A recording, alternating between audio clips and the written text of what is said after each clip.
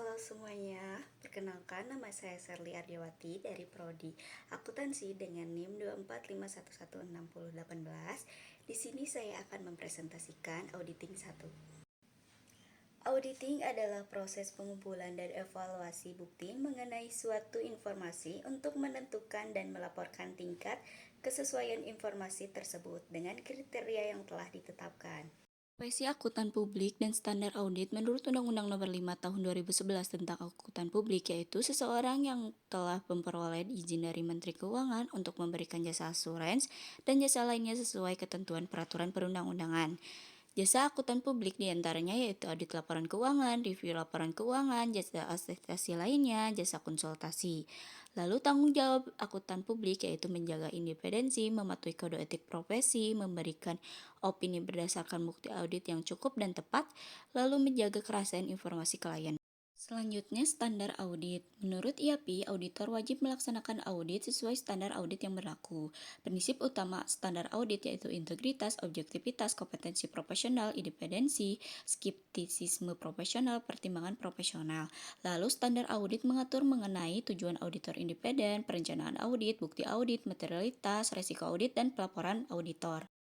Selanjutnya yaitu bukti audit. Bukti audit adalah informasi yang digunakan auditor dalam mencapai kesimpulan sebagai dasar pemberian opini audit. Bukti audit mencakup dua hal. Yang pertama yaitu informasi dalam catatan akuntansi, yang kedua yaitu informasi lain yang digunakan auditor selama proses audit. Lalu karakteristik bukti audit.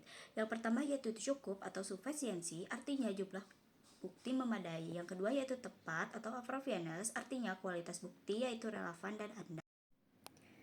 Jenis bukti audit. Yang pertama yaitu pemeriksaan fisik, kedua konfirmasi, ketiga dokumentasi, keempat observasi, kelima wawancara atau inquiry, keenam yaitu perhitungan ulang atau recalculation, ketujuh yaitu pelaksanaan kembali atau reperformance, kedelapan prosedur analitis. Lalu sumber bukti audit. Yang pertama yaitu dari pihak eksternal, yang kedua dari dalam perusahaan, ketiga yaitu diperoleh langsung oleh auditor.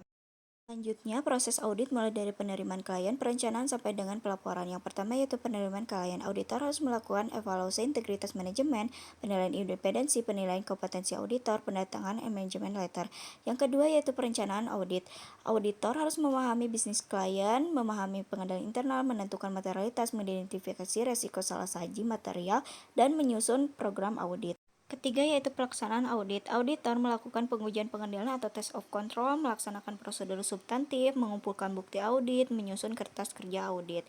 4. Penyelesaian audit. Auditor mengevaluasi bukti audit, menilai kecukupan bukti, memperoleh surat representasi manajemen, menentukan jenis opini. 5. Pelaporan audit. Auditor menerbitkan laporan audit yang berisi opini. Jenis opininya yaitu opini wajar tanpa pengecualian atau unqualified opinion, opini wajar dengan pengecualian yaitu qualified opinion, opini tidak wajar yaitu adverse opinion, dan terakhir tidak memberikan opini yaitu disclaimer opinion.